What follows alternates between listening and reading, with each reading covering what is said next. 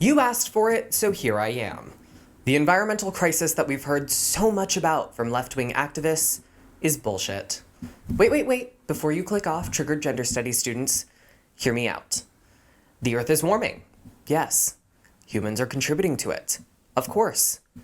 But all of the people, organizations, and interest groups you've looked up to as the great environmentalists, yet they don't really give a crap.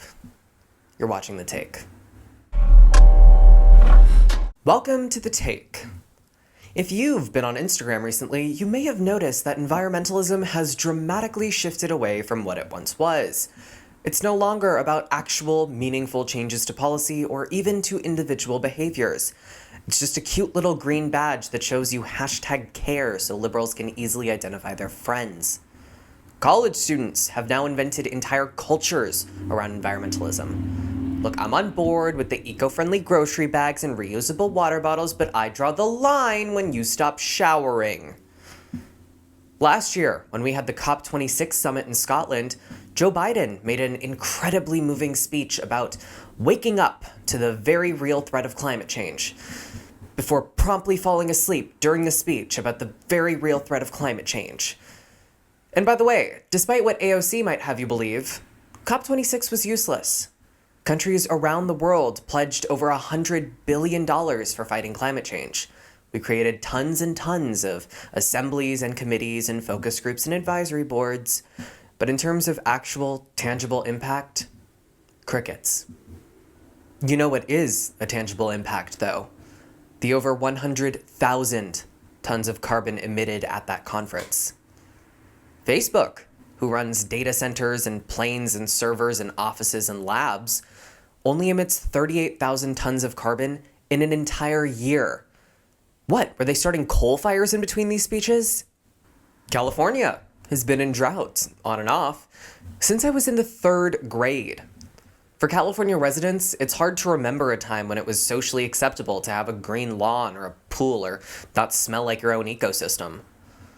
Of course, it's interesting that the Bay Area, Los Angeles, and several other counties have begun placing mandatory restrictions on water usage where, after a certain amount, they begin charging households exponentially more to disincentivize overuse.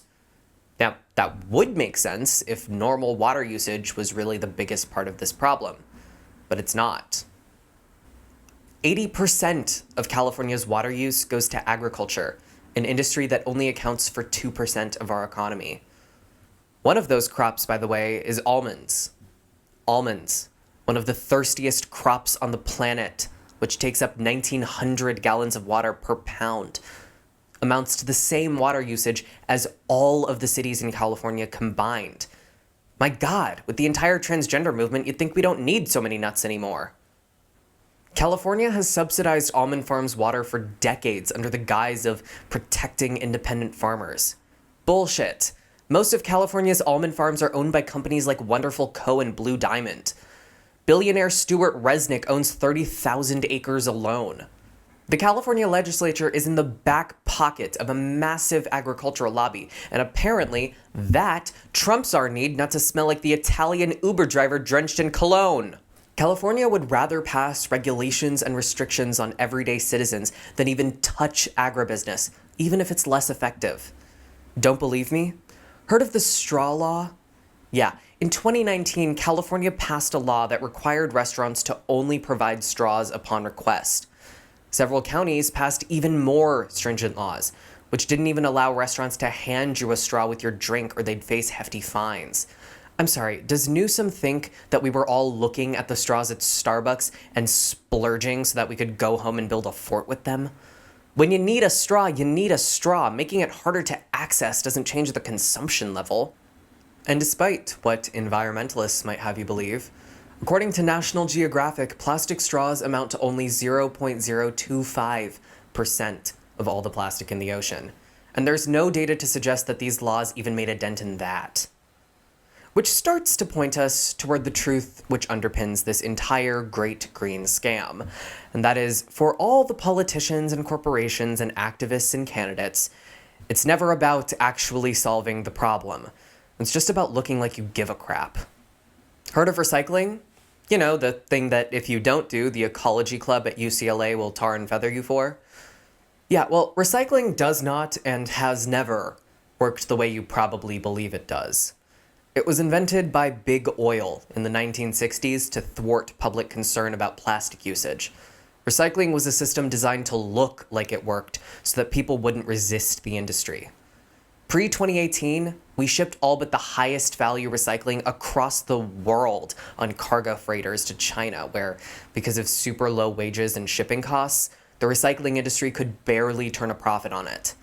And by the way, the only reason they turned a profit at all is because they didn't have to pay for things like the carbon emissions of their cargo shipping, or the massive public health crisis their pollution created in China. Of course, when the Chinese government realized those costs, they decided it was so bad for their country that they embargoed all recycled plastic. Period. China quite literally said, your recycling is ruining our climate and making our workers sick. We don't want to be your waste incinerator anymore. That's how bad it was. So now we don't even do that. We just bury, burn, or dump most recycled plastic. Laura Liebrick, an Oregon recycling industry executive, tried to whistleblow on the industry's practices, and as she recounted for PBS Frontline, it fell on deaf ears. Quote, I remember the first meeting where I actually told the city council it was costing more to recycle than it was to dispose of the material as garbage. It was like heresy had been spoken in the room. You're lying. No, she wasn't. Of course, the plastics industry has spent millions convincing you otherwise, so it's no wonder that you're probably skeptical. In the 1990s, America got a wave of commercials like this one, which said, this bottle may look empty, yet it's anything but trash. Yet that ad was paid for by DuPont, a chemicals company, and tons more were funded by Exxon, Chevron, and Dow. I'm sorry, do these people strike you as environmentalists? The recycling system doesn't work because it was never meant to. It was meant to make uninformed consumers less worried about their own environmental impact. It's as fake as that morbidly obese man who pilfers your milk and cookies on Christmas Eve. Now, if only that was the end of the PR filth that encompasses this entire movement, but it's not. In Pennsylvania, the Hawk Mountain Sanctuary was handed over to the Nature Conservancy, a nonprofit organization, in 2018. The Conservancy then created what might just be the greatest environmental scam in history. They claimed that if they hadn't taken over the sanctuary, the entire place would have been deforested, and then they began selling carbon credits to people and corporations alike who wanted to offset their carbon usage by funding the project. The only problem was, this was all a giant lie. The Hawk Mountain Sanctuary was a sanctuary. It was never going to be deforested. This was just a giant fraud to fund their organization at the expense of guilty millennials. As for the corporations who bought those carbon credits, they knew exactly what they were being sold. JP Morgan Chase & Co. alone purchased over 96,000 credits. JP Morgan Chase, the bank who invested more in oil and gas than any other between 2016 and 2020, got to claim that they offset 100% of their greenhouse gas emissions from employee travel with projects like this. You know, in 1907, explorer Robert Peary sold a fake Arctic island to tycoon George Crocker to fund a voyage. But at least Crocker didn't have the internet ready at his fingertips to tell him he was being sold a lie. But that's not the only lie you're being sold. These self-professed environmentalists might just be the biggest scam artists in the whole game. Joe Biden's Build Back Better bill allotted $6.4 billion for carbon reduction and didn't require any carbon reduction. Bernie Sanders, who claims that climate change and wealth inequality are the biggest crises facing America, voted against expanding support for lithium battery manufacturers in the US, a move that would have fast-tracked EV production and helped transition millions of Americans away from gas-powered vehicles. And AOC's Green New Deal, which would cost approximately $93 trillion to implement, calls for universal health care and the creation of millions of union jobs, but, and I'm not joking, has more text discussing the social injustice of climate change than it does any actual policy. In fact, it doesn't have any actual policy. According to Investopedia, AOC's Green New Deal is extremely vague and acts as a set of principles and goals rather than specific policies. Yeah, $93 trillion for principles and goals. Every single politician who claims to care about the environment hasn't offered a single policy proposal that would legitimately and efficiently address the crises that they continue to talk about because they don't want to.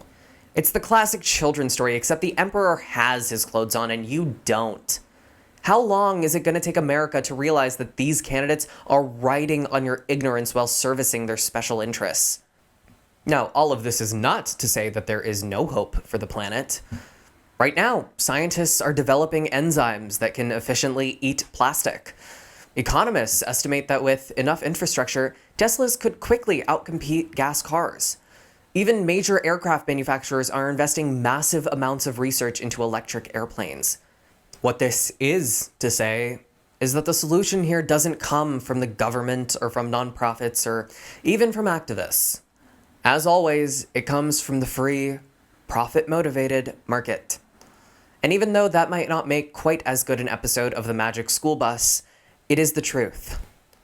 All of the candidates and nonprofits and corporations and policymakers are just trying to get a piece of the PR pie without moving the needle even an inch. You know, Greta Thunberg also went to COP26, and unlike John Kerry, who hops on a private jet to fly around America and lecture people about climate change, she actually sailed there. You want to know what she had to say about COP26? She said, "Inside COP, there are just politicians and people in power pretending to take our future seriously." Yeah, you said it, Greta. So I don't want to hear it from the political elite about the existential climate crisis one more time until you put down the climate justice picket sign for a minute and level with us that you haven't actually put any of your money where your reusable rhetoric is. Hey folks, thanks for watching The Take. If you enjoyed this video, please give it a like, and if you want to see more content like this, hit that red subscribe button and press the bell so you get notified whenever we release new videos. If you like political analysis, you should follow me on Instagram to see my daily, in-depth commentary where I break stuff down before it ever ends up in an episode. All links are in the description. Thank you for watching. I'll see you next time.